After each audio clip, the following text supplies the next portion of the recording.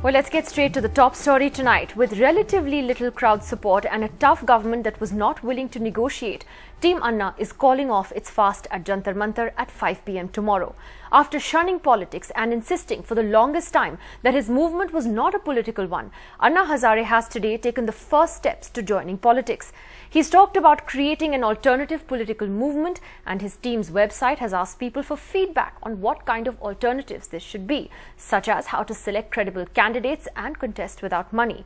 The question is this a face saver for a team whose movement has lost steam, and is it a gamble that will ultimately pay off? कल शाम को 5 बजे हमारा सबका अनशन छूट जाएगा कल शाम को. This announcement on the 9th day of Team Anna's fast, but for the first time, seriously considering joining politics. The first sign came today when Bollywood actor Anupam Kher came on stage and appealed to the team to call off the fast. पहले तो मेरी दरख्वास्त है कि जो हमारे भाई, जो बहनें अनशन पे बैठी हैं, मैं उससे हाथ जोड़कर विनम्रता से बोलना चाहता हूं कि ये भूख हड़ताल छोड़. Soon after that appeal, a letter was distributed signed by prominent citizens including retired Army Chief V.K. Singh, former CEC J.M. Lingdo, Santosh Hegde, among others. They asked Anna Hazare and his team not to sacrifice their lives for an apathetic government, but instead to create an alternative political force that is democratic, accountable, ethical, and capable of leading an electoral revolution to democratize and decentralize power and make the power structures of the country more accountable to the people. Almost immediately, Team Anna put out a survey asking people, do you have any hope from the existing political parties? And should Anna ji provide a political alternative to the country?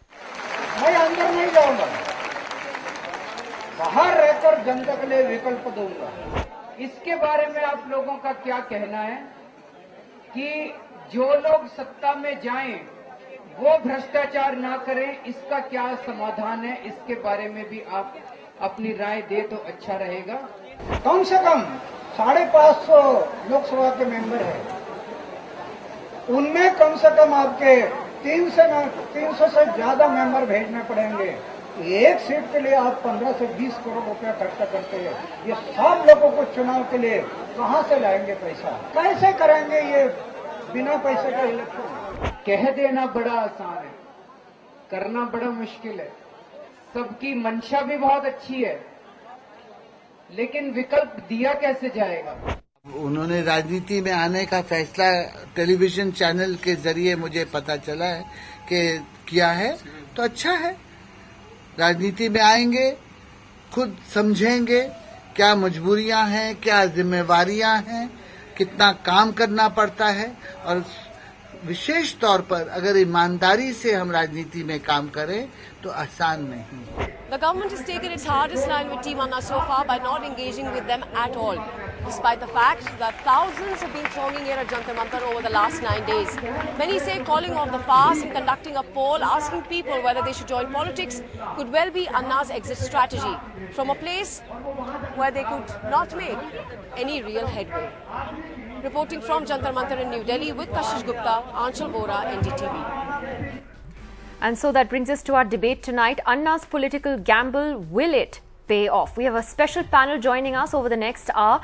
We're joined here in the studio by Satvik Verma, who's a lawyer and a columnist and who's been writing extensively on Team Anna's movement. We're joined by actor Kabir Bedi from Mumbai, someone who has been supporting Team Anna and its anti-corruption movement. Joining us from Hyderabad tonight is writer and professor of politics, Professor Jyotirmay Sharma. Jayaprakash Narayan of the Lok Satta movement, a party that had its own version of the Lokpal bill last year. Also joining us, Chetan Bhagat from Mumbai, the author of the new book, What Young India Wants, a book that will be released next week. We'll also be joined by Mayank Gandhi, member of Team Anna. Let me first ask Mr. Kabir Bedi. Mr. Bedi, you've been someone who's really supported Anna Hazare and his movement.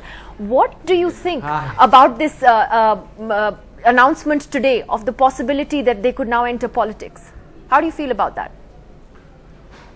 Well, I just want to clarify, I certainly supported the anti-corruption movement and I deeply respect Anna Sahib as an inspirational figure. There were some questions of tactics and strategy that I did not agree with, but that doesn't matter. We are all part of wanting a corruption-free India, and Anna Sahib is a great inspiration. As far as launching a political party is concerned, I think they frankly didn't have a choice. Because given the position that they'd taken, which was not just about investigations into the Prime Minister and other ministers, and not just about passing a Lokpal bill, but passing the Jan Lokpal bill, where the central point of that was that the CBI be surrendered by the government and put under the control of the Lokpal. I think once they realized that no political party or coalition, NDA, UPA, Congress, BJP, would ever give up the CBI because they regard it as one of the perks of power, I think the next logical step was them to say, fine, then we will take power. Because what they are seeking is not just the passage of a Lokpal bill. It is a systemic change within the system. And to do that, you have to enter the political process. Now, how successful they will be, time will tell.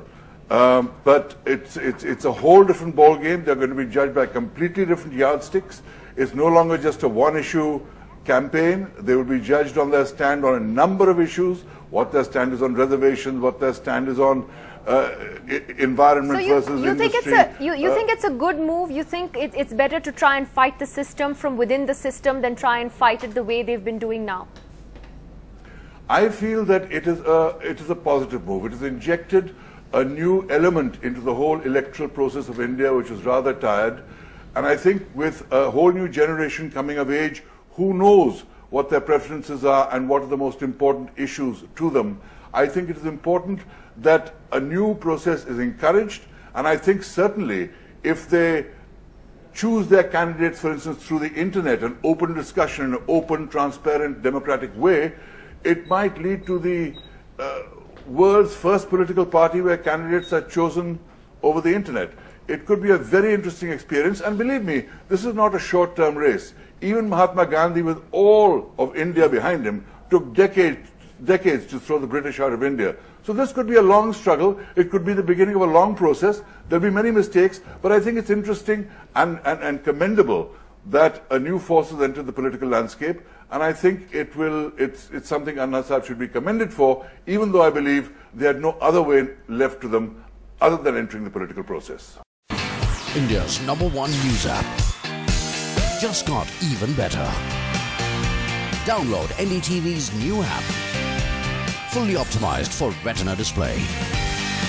Full screen view. Faster response time.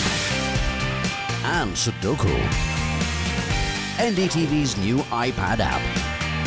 Download now.